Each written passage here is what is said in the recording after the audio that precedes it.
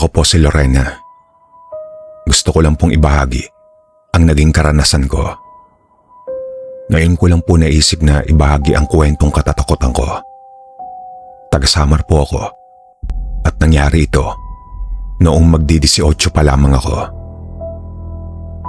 Kung ang madalas na pinag-uusapan sa amin ay ang tungkol sa misteryo at hiwagang bumabalot sa beringan, naiiba naman po ang kwento ko dahil hindi ito tungkol sa mga engkanto, kundi tungkol sa isang nilalang na hindi ko lubos pinaniniwalaan na magiging parte ng pagkatao ko. Mula pagkabata, hindi ko na na-enjoy ang paglaki ko dahil madalas akong pagbawalan ng nanay ko na lumabas ng bahay, lalo na ang pumunta sa malayo. Higit sa lahat, naging delikado na para sa akin ang tumuntong ng gubat. Kaya sa tuwing mangangahoy noon si tatay at gustong-gusto kong sumama, ay hindi ako pinapayagan. Hindi ko alam kung anong dahilan at bakit bawal. Dahil mula nang tumungtong ako ng elementarya, ay iisa lang ang naging routine ko, bahay at eskwela. Pero nang mag-high school na, doon ako nagsimula magrebelde at dala na rin ng kuryosidad at excitement. Sumama ako sa mga naging kaklase ko sa camping nila. Hindi ko ipinaalam sa nanay ko ang tungkol doon. Sinabi ko lang na kailangan kong magpalipas ng gabi sa bahay ng kaklase ko para sa isang group project na alam kong gasgas na dahilan nasa panahon ngayon. Pero sa huli ay napilit ko rin si nanay. Nagdala lang ako noon ng bisa na may mahabang manggas dahil sa paalala ng kaibigan ko na malamok daw sa gubat. Pero ang hindi ko alam kung bakit nakaramdam ako ng paninikip ng dibdib, hindi pa man kami natutuloy sa biyahe namin, na para bang may gustong pumigil sa pagalis ko. Nasa 7 kaming lahat noon at 4 kaming babae sa grupo. Tapos wala akong kamalay-malay na may masama palang balak sa akin ang ilan sa mga kaklase ko at di ako nakinig sa paalala ni nanay. Bumiyahe kami sa kanyang isang motor at isang habal-habal. Habang nasa biyahe, panay ang tawanan at asaran ng mga kaklase ko. Hindi ako gaano makasabay dahil mas bata sila sa akin. Dahil magwawalong taon na ako noon nung payagan akong tumuntong ng grade 1. Pero naging malapit naman ako sa mga kaklase ko, lalo na kay Ella na siyang naging matalik kong kaibigan hanggang tumuntong ng high school. Ang hindi ko lang alam ay may panganib palang dala ang pagiging malapit ko sa iba at ang pagiging magaling sa klase. Isa sa dahilan kung bakit naging mahigpit sa akin sila nanay. Hindi lang daw kasi ako nagugustuhan ng mga tao, dahil maging ang nilalang na hindi nakikita ay nagtatangka rin daw lumapit sa akin. Kaya madalas akong naging sakitin mula pagkabata dahil lagi raw ako nababati. Pero may isang bagay pa palang hindi sinasabi sa akin sila nanay. Dahil kahit wala akong ginagawang mali, ay nagkakaroon din ako ng lihim na kaaway.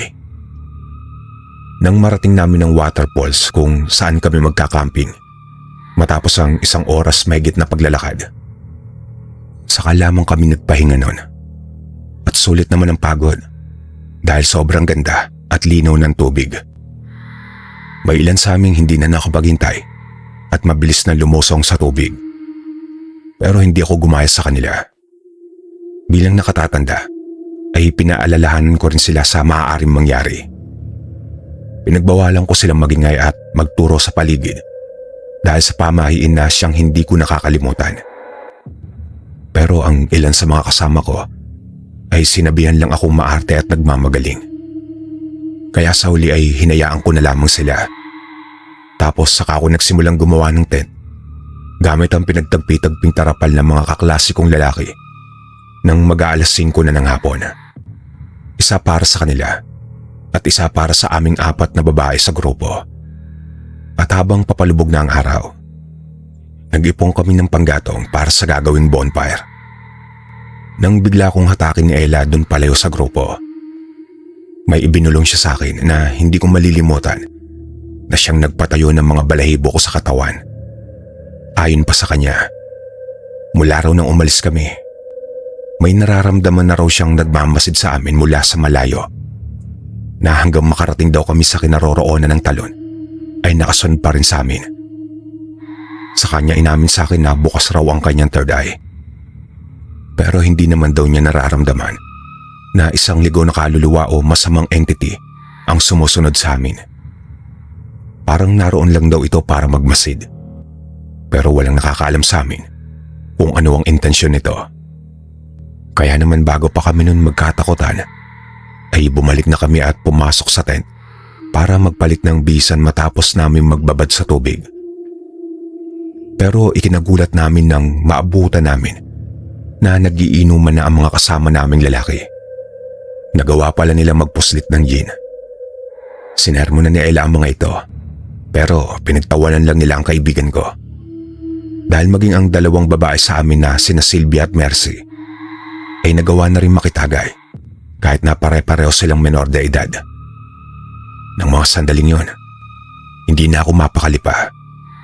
Dahil natatakot din ako sa maaaring mangyari kung sakaling malasing ang mga ito. Lalo na't magkasintahan pa ang dalawa sa mga kaklase ko na sina Sylvia at Arnold. Hanggang sa magkayayaan sila na maglaro ng spin the bottle. At doon na ako lalong hindi naging komportable dahil sa truth order nila.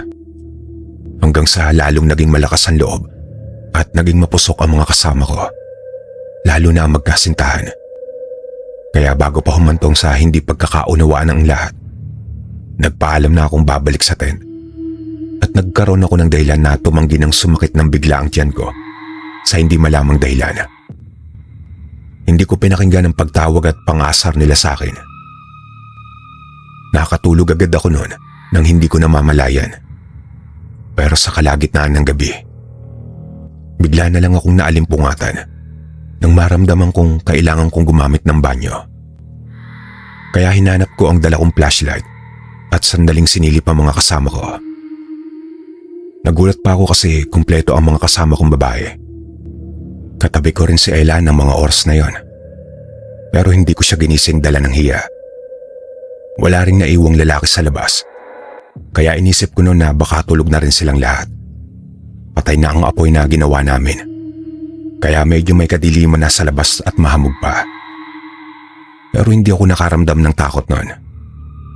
Maigpit kong hawak ang maliit na flashlight habang ibinababa ang hoodie ng suot kong jacket. Pumunta ako sa likod ng isang malaking puno at doon nagbawas.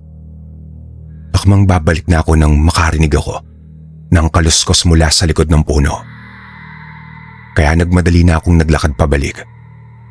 Pero napasingap ako nang bigla na lang may tumakip sa aking bibig. At sa takot ko noon, nagpumiglas ako at akmang sisigaw. Pero narinig ko ang paghagik-hik ng isa sa mga lalaki kong kaklase. "Huwag kang matakot. Ako lang ito, si Arnold. Ano ka ba? Para ka namang nakakita ng multo riyan." Nagawa niya pa iyong sabihin sa malumanay na tono na parang wala siyang ginawang mali. Pero nang malaman ko na boyfriend ni Sylvia ang kaharap ko, lalo kong lumayo sa kanya nang pakawalan niya ako. Dahil lalo pa akong kinabahan nang maamoy ko ang alak sa hininga niya. Pero mukhang napansin niya naman ang pag-iwas ko. Dahil bigla niya na lang akong kinabig nun at akmang susunggaban ng halik. Kaya mabilis kong iwinaksi ang kamay niya sabay tadyak sa iniingatan niya. Kaya bigla na lang siyang napahiyaw na siyang sinamantala ko. Patakbo kong bumalik sa tent namin. Pero di pa ako nakakailang hakbang nang hablutin niya ang suot kong jacket palapit sa kanya. Saka dumating ang dalawa pang lalaki sa mga kaklase ko. Narinig ko ang mahinang pagbumura ni Arnold. Pasabunot niyang inilapit ang mukha ko sa kanya.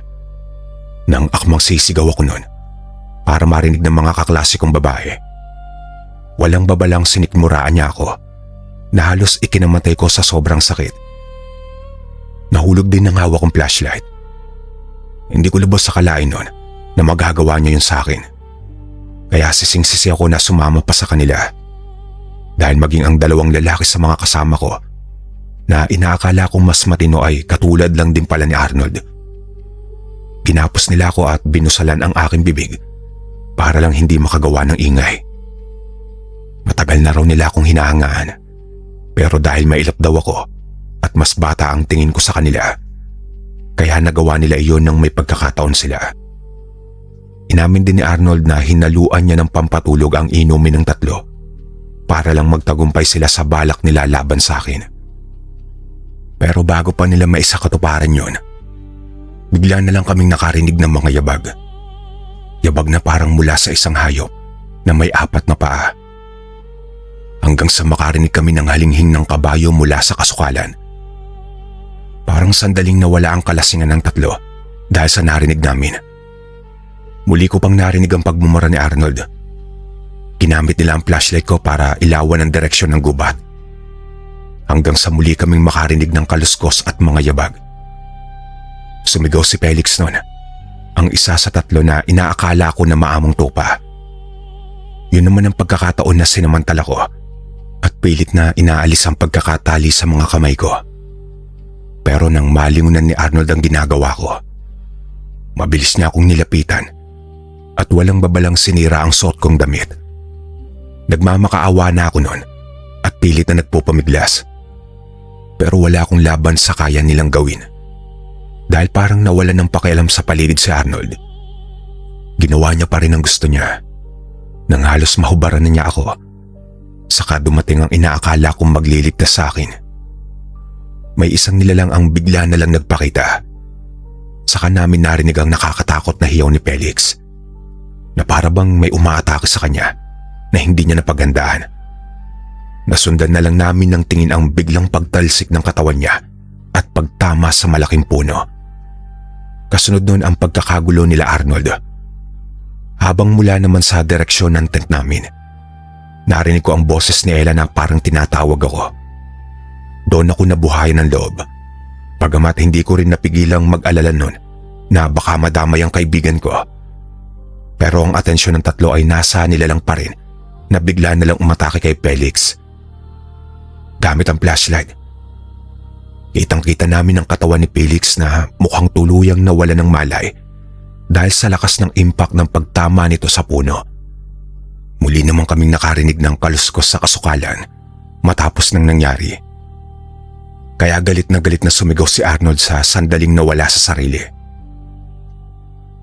Magpakita kang hayop ka. Kung sino ka man, huwag kang duwag.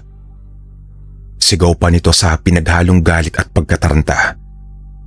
Pero muli lang naming narinig ang halinghing ng kabayo mula sa kasukalan. At doon ko naalala ang isang paalala sa akin ni nanay tungkol sa mga nilalang na nakatira at nangangalaga sa gubat, na baka may nagambahala kami roon nang hindi namin sinasadya. Bago pa lumala ang sitwasyon, muli kaming nakarinig ng yabag na parang tumatakbo patungo sa amin. Sa takot naman ng dalawang lalaki, bigla na lang silang nagsitakbuhan sa magkabilang direksyon. Habang ako naman ay tuluyan ng nandilim ang paningin ko, dala ng panghihina at takot na baka ako naman ang saktan ng nilalang na yon. Nagising na lang ako kinaumagahan na nakahiga na sa loob ng mismong kwarto ko.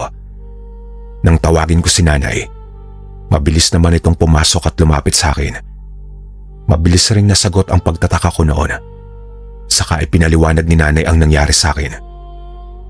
May nakakita raw sa katawan ko na nakahandusay na lang sa labas ng aming bakuran. Pero sa pagkakataong yun, wala na akong tali at busal sa bibig. Habang ang suot ko ay hindi nagalaw. Hindi nila ako nakitang halos hubot-hubad na. Dala ng konsyensya at takot. Kaya inamin ko kay nanay ang tunay na nangyari sa akin. Matapos ko magkwento nun, sandali siyang nanahimik. Hanggang sa bigla na lang siyang tumalikod sa akin at umiiyak ng tahimik. Saka rin inamin sa akin ni nanay ang tungkol sa nilalang na nagligtas sa buhay ko, na ang nilalang na yun daw ay isang tikbalang, ang kakambal kong si Lorenzo. Isa sa dahilan kung bakit nila ako pinagbabawalang lumabas na mag-isa, dahil baka raw magawa kong tangayin ng kakambal ko sa plano nitong paghihiganti. Dahil nang magdalang tao raw si nanay noon sa akin, nasalisihan siya ng isang tikbalang na nagkagusto raw sa kanya. Dahil nang ipinanganak daw niya ako, ay 2 inuna ng kanyang iniluwal. Sa araw niya napanaginipan, ang tikbalang na may kalong na sanggol. Nagaya nito ay kalahating kabayo at kalahating tao. Hindi man kapanipaniwala, pero matapos ng naging engkwentro ko sa nilalang na nagpakita sa gubat, doon lamang ako naniwala kay nanay. Pero sa hindi inaakala niyang may masamang intensyon ng tikbalang na hinihinala niyang kakambal ko, dahil nagawa nitong iligtas ang buhay ko. Makalipas pang ilang araw, saka namin nung nabalitaan ang tungkol sa nangyari sa 3 lalaki na nagtangkang gawan ako ng masama. Dahil matapos ng pangyayari, hindi na ipinaabot pa nila nanay sa otoridad ang ginawa sa akin nila Arnold. Dahil ayon sa paniniwala ni nanay, pinagbayad na raw sila ng tikbalang na tumulong sa akin. Saka ko nalaman mula kay Ella na lumipas pa raw ang 3 araw bago natagpuan ang 3 lalaki na naligaw sa gubat. Na ayon pa raw sa nakakita, ay parang mga baliw na nagpapaikot-ikot sa gubat ang 3 nang matagpuan ng mga naghahanap sa kanila. Para makaiwas sa marami pang tanong kung bakit nila yun sinapit at kung paanong bigla na lang daw akong nawala, saka nagdesisyon sila nanay na lumipat kami ng probinsya. Pero bago yun, pareho kaming nagbigay ng alay at nagpaalam sa kakambal kong tikbalang. Pero hindi naging madali sa amin nun ang magpatuloy sa paglayo dahil parang may parte rin sa pagkatao ko ang bigla na lang nawala. Hanggang dito na lang po ang aking kwento, mga kalakbay. Maraming salamat.